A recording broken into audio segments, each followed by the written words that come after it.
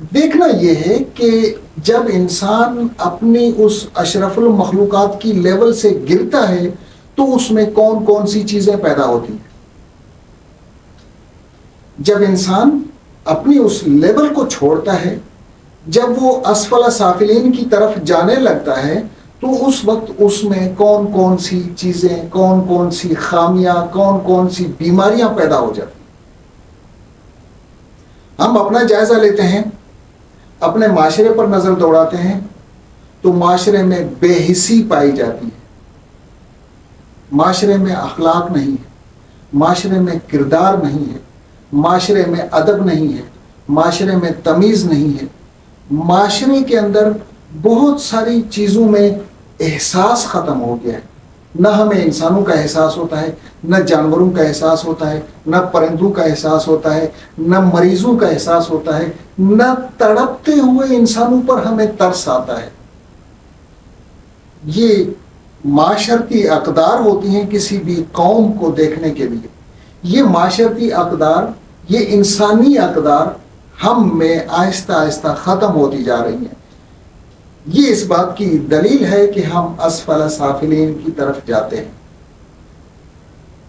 دوسری چیز جو ہوگی وہ یہ ہے کہ جس وقت یہ انسان اپنی اس لیول سے اسفل سافلین کی طرف سفر شروع کرتا ہے تو اس وقت ذاتی طور پر انسان کے اندر کیا چیز پیدا ہو جاتی ہے؟ ذاتی طور پر انسان لالچی ہو جاتا ہے، خود غرض ہو جاتا ہے، بے حس ہو جاتا ہے.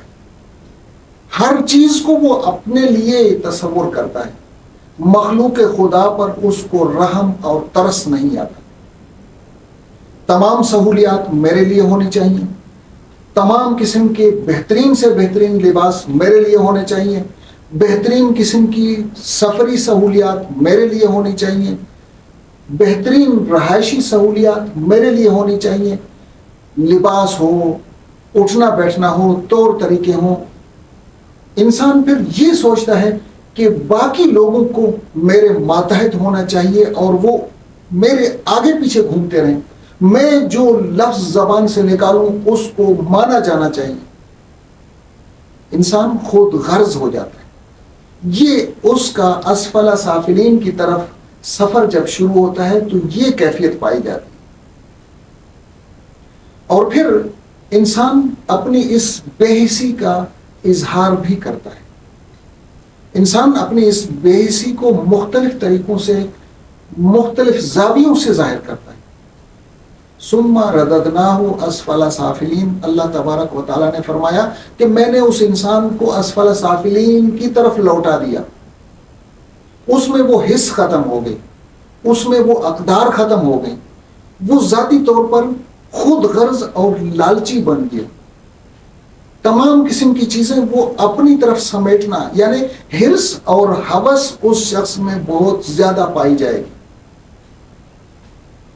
حضور اکرم صلی اللہ علیہ وسلم نے ارشاد فرمایا، ارحم من فی الارض یرحمک من فی السماء.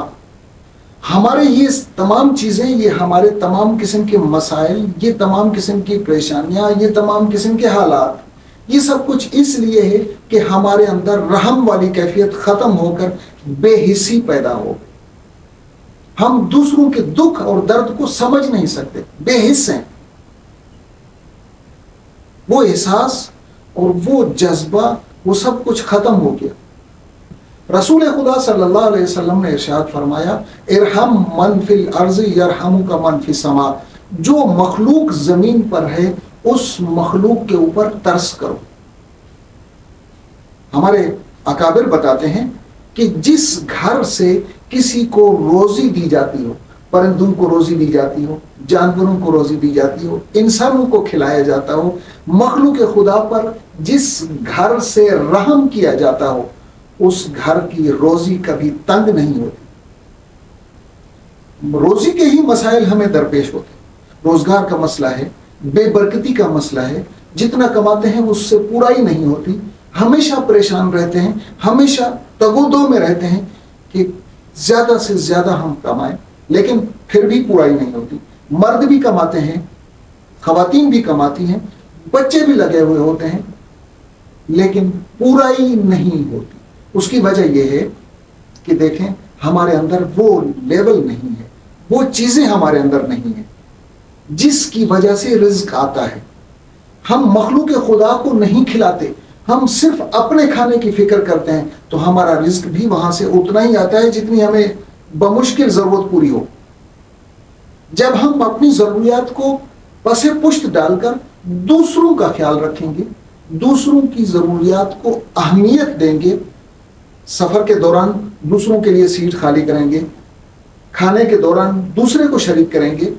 کئی صحابہ ایسے ہوتے تھے جو بغیر مہمان کے تو کھانا ہی نہیں کھاتے تھے. جب تک کوئی شخص دسترخوان پر نہ آتا اس وقت تک وہ کھانا ہی نہیں کھاتے تھے. تو احساس کرنے کی ضرورت ہے، ہمیں جائزہ لینے کی ضرورت ہے کہ ہم کس لیول پر ہیں، ہمارے اندر کون کون سی چیزیں پیدا ہو گئی ہیں اور کون سی چیزیں ہونی چاہیے. یہ بے حسی، بے احساسی، مخلوق پر کوئی رحم نہیں، کوئی شفقت نہیں، ان چیزوں کو ختم کر کے ہمیں اللہ تبارک و تعالیٰ کی مخلوق کی خدمت میں لگ جانا چاہیے اور مخلوق کے کھانے پینے کا انتظام کرنا چاہیے تاکہ اللہ تبارک و تعالیٰ کی طرف سے ہماری روزی میں فراخی ہو.